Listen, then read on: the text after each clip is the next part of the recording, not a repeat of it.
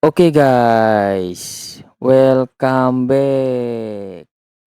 Seperti biasa di video kali ini saya bakal share breakdown setup lagi.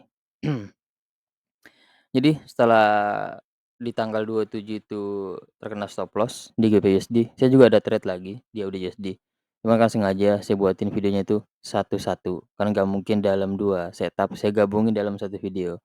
Oke, ya, di sini saya bakal tunjukin trade-nya. Oke, langsung aja kita masuk ke chart-nya. Let's go. Oke, di sini kita udah masuk di chart-nya.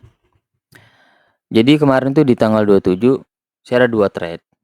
Yang pertama di GBUSD, itu di video yang sebelumnya yang terkena SL. Setelah itu saya ada ngambil trade di AUDUSD dan itu take profit.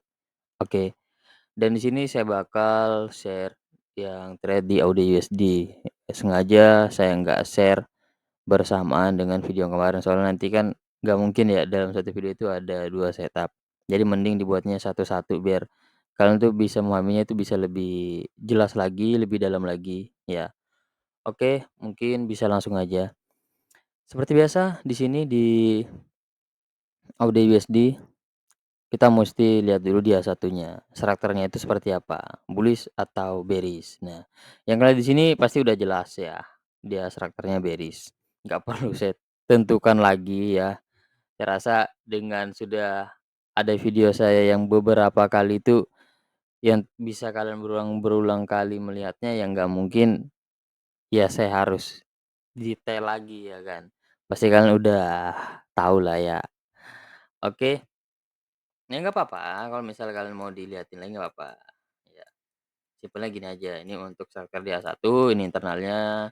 Sini ada lower high, lower low, lower high, lower low, lower high. Lower low, lower high, lower low, lower high. Dan pasti kita nge-expect-nya dia harga akan ngebuat lower low. Oke. Nah, berarti kita udah dapat di sini untuk strukturnya atau dari biasnya ya. Di sini dia bearish.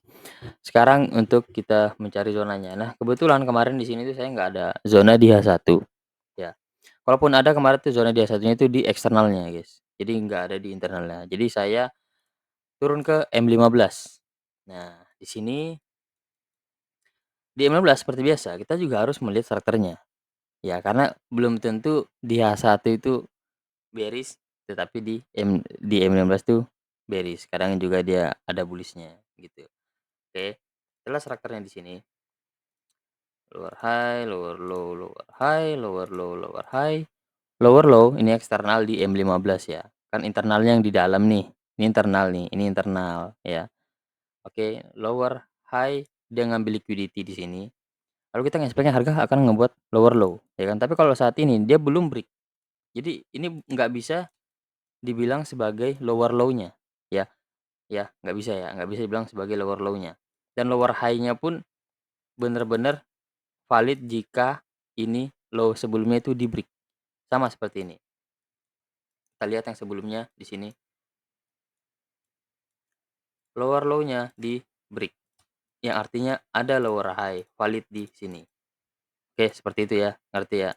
Oke, lanjut.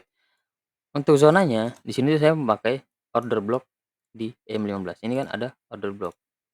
Ini kalau saya bilang sebagai POI ya, atau area penting. Kenapa? Karena di sini adanya liquidity. Kalau kalian lihat di sini, high yang di sini, dia ke sini. Ngambil liquidity di sini. Setelah dia ngambil liquidity, harga turun.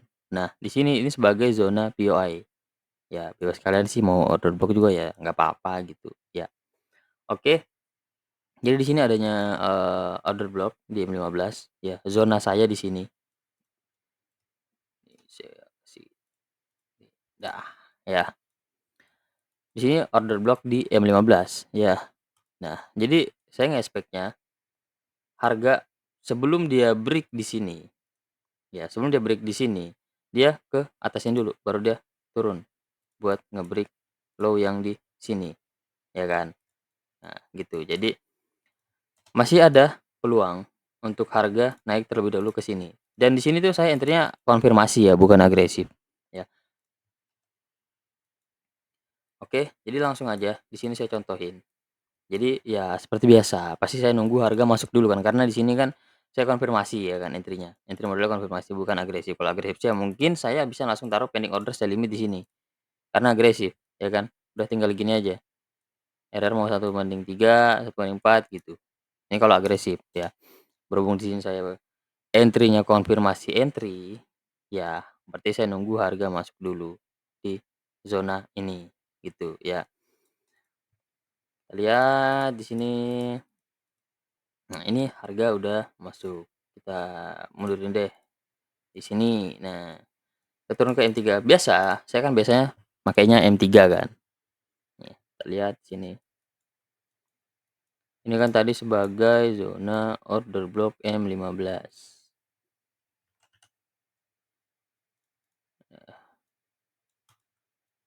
Saya nunggu dia masuk dulu. Cet, cet. Nah, ini kan udah masuk nih di sini, udah masuk nih. Sekarang kita lihat di strukturnya.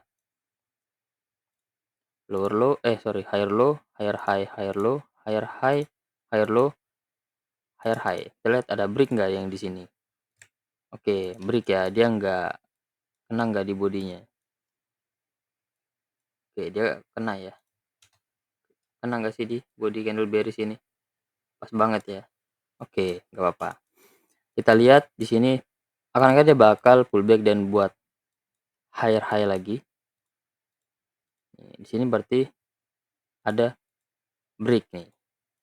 Nah, ada break yang artinya kalau ada high yang di break berarti ada low valid di bawah, ya kan? Berarti ada low di sini. Kita pakai low yang di sini. Jika low yang di sini di break, ya kita markingnya dia sebagai MSS ya atau perubahan tren ya. Karena ini, higher low yang terakhir kan, kecuali misalnya nanti dia bakal naik lagi ke sini, berarti dia bounce lagi di sini kan, dia break lagi di sini. Ya berarti kita pakai low yang di sini, gitu aja. Jadi intinya kalau kita mau nunggu dia adanya perubahan tren, kita nunggu higher low yang terakhir di break untuk bullish ya. Kalau bearish ya berarti sebaliknya, lower high yang terakhir. Oke, kita lihat di sini, oke, di sini di break. Nah, di sini kita sebagai market strukturship-nya atau perubahan trennya. Nah, kemarin itu kan di sini di tanggal 27 gue lagi private Gmat.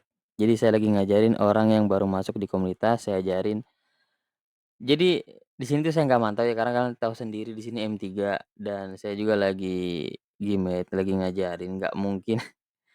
Jadi saya benar-benar nggak kepantau zona ini. Jadi saya itu nggak entry. Sebenarnya itu ya saya kasih contoh aja di sini, zona entry-nya di mana. Tapi saya ada entry-nya nanti bakal saya lihatin. Nah, sebenarnya sih kalau misalnya saya mantau, kemungkinan saya bakal ngambil di candle CSID, di sini sebagai CSID. Oke, kemungkinan saya bakal ngambil di sini. Kalau kita lihat harga pullback respect di CSID. Lalu harga turun di sini. Nah, ini aku masih belum lihat nih. Gue masih belum lihat di sini. Serius, gue masih belum lihat. Karena ya itu yang gue bilang tadi gue lagi private di Google Meet.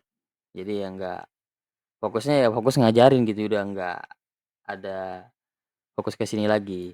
Nah, di sini dia udah ngebentuk bos, ya kan, bentuk bos. Nah, andai saya ketinggalnya di sini, mungkin saya masih bisa entry di sini. Adanya order block di M3. Ini kan mah fresh banget nih, pasti bakal di-respect oleh harga. Ya kadang pun di-respect, kadang tidak. Nah, tuh dia dia masuk ke sini, ya kan.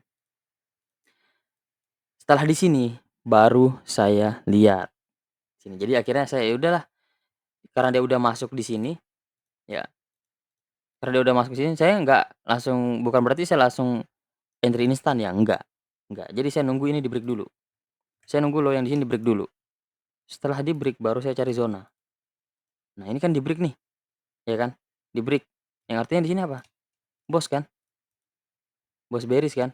Nah, saya entry di sini. Order block M3. Ini kan ada break nih, internalnya nih. Ada bos. Dan dia punya EVG. Ya berarti ini order block. Nih. Nanti kiranya, "Bang, kok order blocknya di situ?" gitu ya kan. Ini order block di internalnya. Ini kan ada break. Artinya di sini break obstructor. Di sini ada candle, terakhir sebelum adanya penurunan dan dia punya fair value gap. Berarti di sini sebagai order block-nya.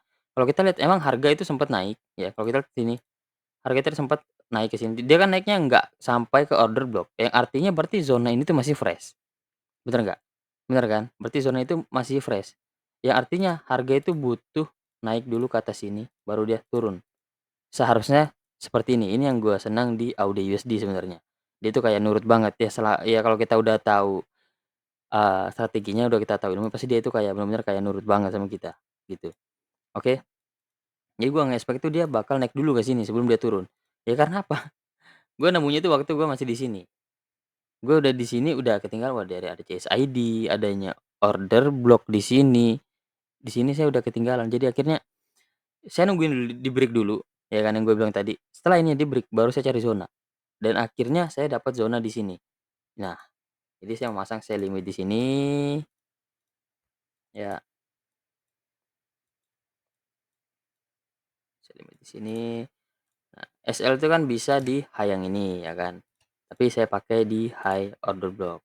Sebenarnya ya kalau kalian mau aman ya high yang di sini, ya bebas kalian sih nyamannya gimana. Ini kan 15 poin, jadi saya tambah sekitar 20 poin. Nah, di sini pas di high yang ini, high di sini. Nih, ya. Terus TP-nya saya ngambil dari low yang ini, low yang di sini. Ini udah ada, di sini ke sini. Nih, RR 1/5,55. Ya. Nah, ini kan di low eksternal di EM15 kalau kalian lihat tadi, EM15 ya, nih, ya kan. Ini kan tadi kita strikernya si, lower low-nya kan, tadi kan strikernya seperti ini, lower high, lower high, lower low, ya kan.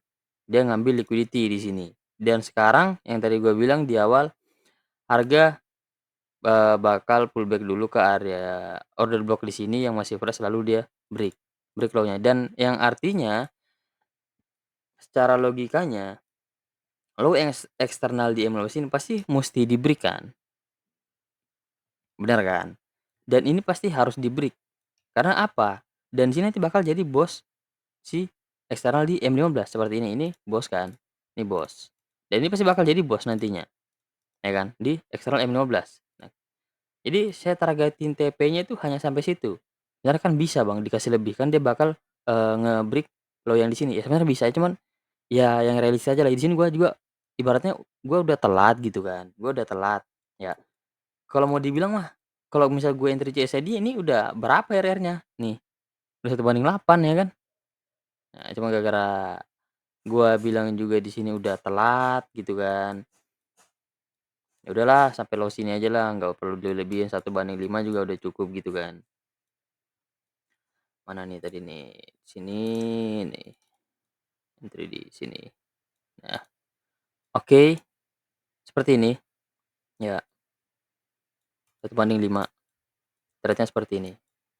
Ya, gue juga bersyukur kalau bener-bener dia bakal masih respect di zona ini. Cuman ya kalau Audi USD itu kadang dia kayak gitu, guys. Dia makanya jadi salah satu pair favorit saya. Oke, mungkin kita bisa lihat aja langsung. Nah, di sini harga pullback, ya kan. Setelah dia break low-nya di sini, dia break low-nya ngebuat break oscillator, harga pullback. Masuk ke zona yang fresh di sini. Nah, di sini hampir SL, hampir SL. Itu yang gue bilang tadi kalau sebenarnya sih eh mau aman tuh di atas hayang ini, di atas hayang ini. Karena bisa aja ini sebagai jadi liquidity-nya. Jadi takutnya dia ngambil liquidity di week yang ini, naik seperti ini ngambil liquidity di sini baru dia turun. Itu yang ditakutkan. Tapi ya sebenarnya tinggal balik dari kalian lagi, jam terbang kalian. Ya, kalau kalian udah biasa ya pasti kalian bakal tahu timingnya. Oke? Ya sebenarnya sih sama aja ya kalau kita mau ambil lihat saya juga nggak apa-apa sama aja, cuman ya lebih safe aja, ya. Cuman kalau mau bilang lebih aman lagi ya mau nggak mau kan harus dihayangin nih kan, kalau kita mau dibilang amannya kan, karena zona order block-nya kan ini, harus di atas si order block-nya, cuman jatuhnya kita di sini tuh konfirmasi entry.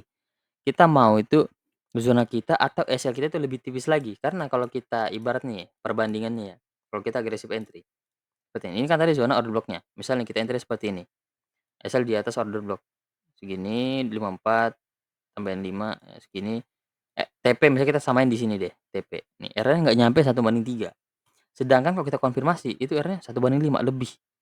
Itulah kita gunanya konfirmasi entry, SL kita bisa lebih tipis, ya, dan R yang kita dapatkan lebih besar, seperti itu. Nah, langsung aja saya putar di sini, kita lanjutkan. Dia langsung ke TP, guys. TP. Dan ini bukti trade-nya. Oke, R dengan RR 1/5 dan perbandingannya jika kita agresif entry itu seperti ini. Ya mungkin kalian kasih genap deh 1/3 segini. Nih, 1/3. Nah, 3R. Ini udah TP nih. Oh, dikit lagi TP. TP nih, 1/3-nya. Cuman ya, itu yang saya bilang tadi, dan yang udah sering saya jelasin juga. Setiap entry model itu pasti ada kelebihan dan kekurangannya masing-masing. Ya kalau kalian pengen R yang gede ya konfirmasi entry, karena SL kita bisa lebih tipis lagi. Ya tapi jangan ditipis-tipisin banget, ya, sesuai zonanya. Nah, karena kalau di sini kan yang saya lihat juga kan dia order block-nya yang saya marking sebagai zona order block kan si candle yang bullish ini, bukan yang candle bearish ini, gitu. Jadi biasanya sih saya di atas zonanya. Ya kadang juga saya di atas sih high yang ini, ya sama aja sih, tinggal nambah berapa poin, mungkin 25 dengan R 1/4. Udah gede juga, beda 1 R kan udah lumayan, 4 R gitu kan. Ya mungkin gitu aja untuk breakdown setup trade di AUD USD ini. Ya semoga dengan dari video saya sebelum-sebelumnya sampai di video saat ini sangat membantu buat kalian. Dan thank you supportnya. Kita udah memasuki tahun 2025. Pas banget sebulan channel saya itu mencapai 500 plus lah subscriber. Thanks yang udah support dan terima kasih juga yang udah gabung di komunitas, ikut belajar bareng, gabung di circle. Ya, oke. Ya mungkin segitu aja untuk video malam ini. Ya, soalnya saya buat videonya nih malam, guys. Oke, ya segitu aja, guys. See you next video. Bye bye.